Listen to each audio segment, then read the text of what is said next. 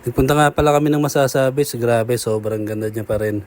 Paano pumunta at kung magkano nagastos namin? Tara, panoorin mo tong video.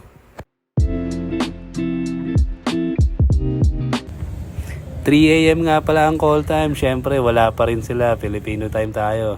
Dala ko na rin pala mga kargada. At habang naghihintay, ito namang misis ko, tuwang-tuwa dahil nakapagbawas pa siya dito sa Jollibee Tagaytay. So yan, nakarating kami ng Mabini Port ng mag-aalas 5 na. At ganitong oras nga pala, marami na palang tao dito. Akala namin sobrang aga pa namin.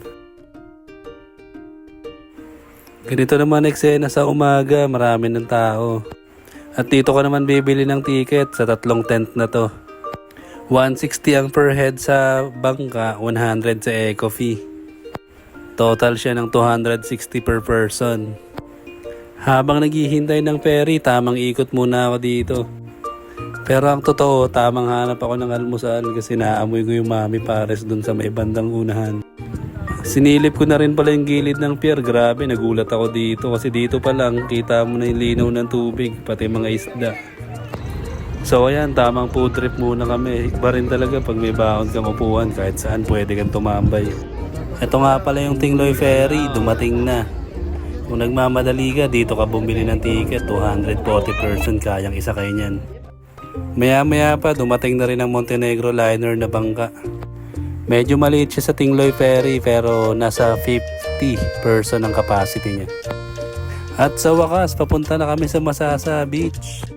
Nasa 45 minutes nga pala ang biyahe nito papuntang Tingloy Island. So tamang pahinga muna tayo para pagdating doon meron tayong energy. Di ko na nakuha ng video pero nag-tricycle kami papunta rito sa Palayan.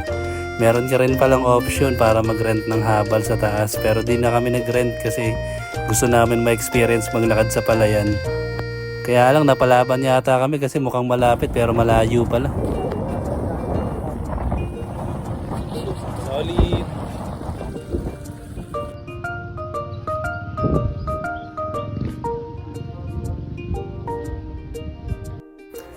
At eto na nga ang bumungad sa amin. At talaga namang nakakawala ng pagod kahit tignan nyo naman. Ang dami namin dala. May mga pulis na rin palang nagro-ronda dito kasi baka mamaya biglang may mag-away. At pagdating naman namin dito sa Transient House, tamang luto agad kami kasi medyo gutom na rin kami. Ako naman tamang video na rin. 1.5 nga pala ang kubo nila dito with fan and 2,000 naman sa kubo with AC. Perfect siya sa mga couple na gusto mag-relax. Kumain na rin pala kami ng mabilis, literal na mabilis. Nakikita nyo naman naka-timelapse tayo kaya mabilis talaga. Pero ang totoo sa mga oras na to, napawi na yung pagod namin kasi nakaka-relax dito sa kubo. Literal na tabing dagat lang yung Transient House nila kaya talaga namang napakaganda nito. Dahil nakakain na kami't nakapahinga, tara na, dagat na tayo. Lamig, sarap!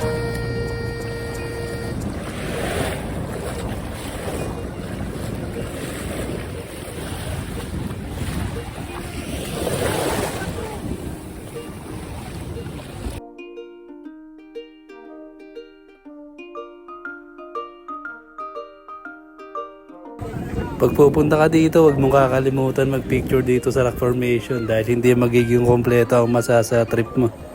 Medyo challenging lang yung pagbaba dito kasi medyo matarik yung pababa.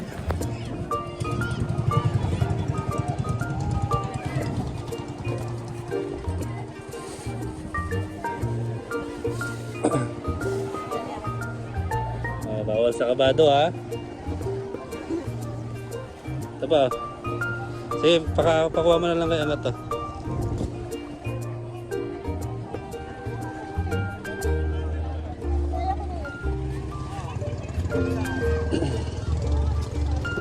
Lumakad na rin pala kami pabalik ng Transient House kasi pupunta kami ng Lagoon. Dito nga pala kami nagstay, sabi ko nga kanina, literal na tabi lang ng dagat kaya nakaka-relax.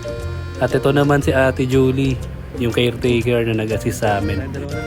Sobrang bait niya na talaga namang maasikasa sa mga guests nila kaya talagang komportable ka magstay dito. Dito nga rin pala kami nagstay sa The Mariners. Pwede nyo po siyang search sa Facebook.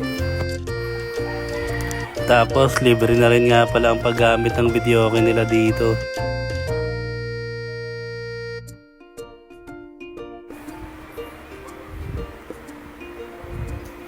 At ito na nga, ready na nga si Mrs. Tara, maglakad tayo papunta ng Lagoon para makita nyo na rin yung mga transient house na madadaanan natin. Meron din dito. Nanay Rossi. Nako, against the light. Maganda yung mga cottage nila. Ay, mga room nila.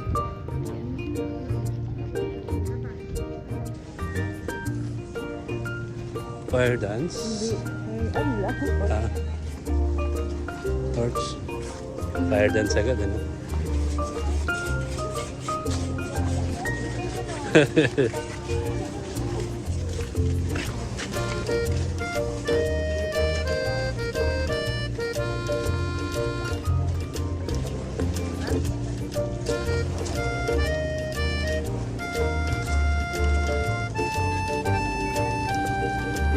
Diba?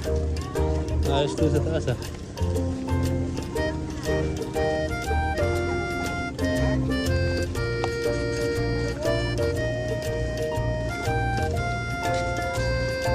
Nasa mag-version yun.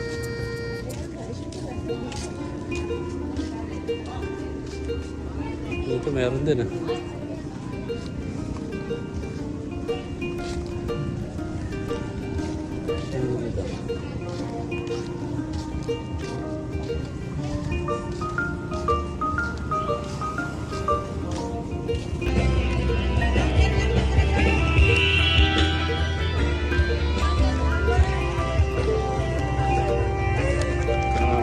Australia.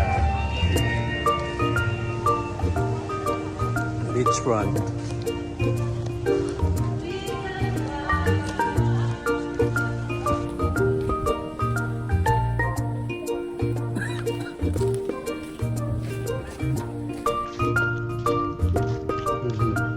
Lagoon Beach House.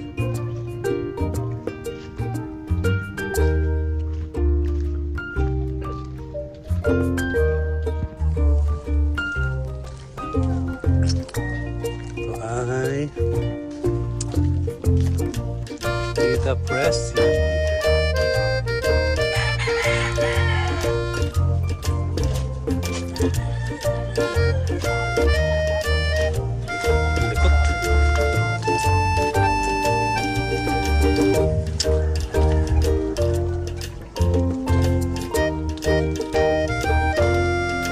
Mama Daddy's Homestay. Kubo. Oh, maganda rin ang lawak.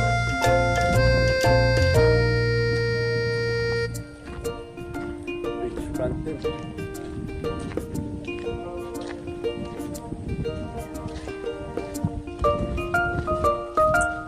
Ang laki ito. Ano dito? Oh, may party-party pa naman.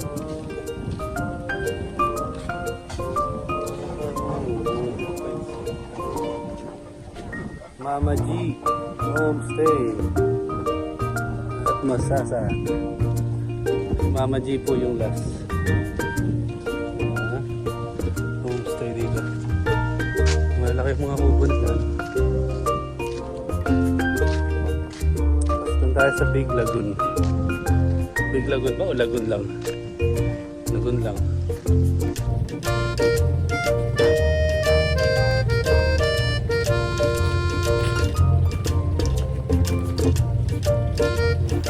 At nakarating na nga kami dito sa Lagoon.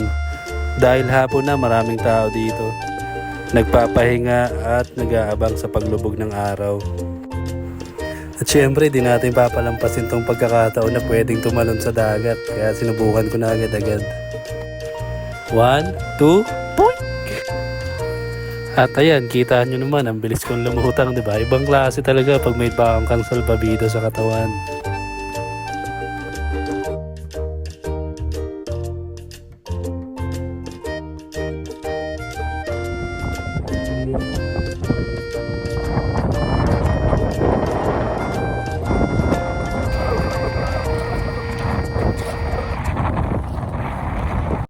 Sa gabi naman, nagkaroon kami ng kwentuhan at inuman. Kasama namin tong dalawang mag-asawa naming kaibigan.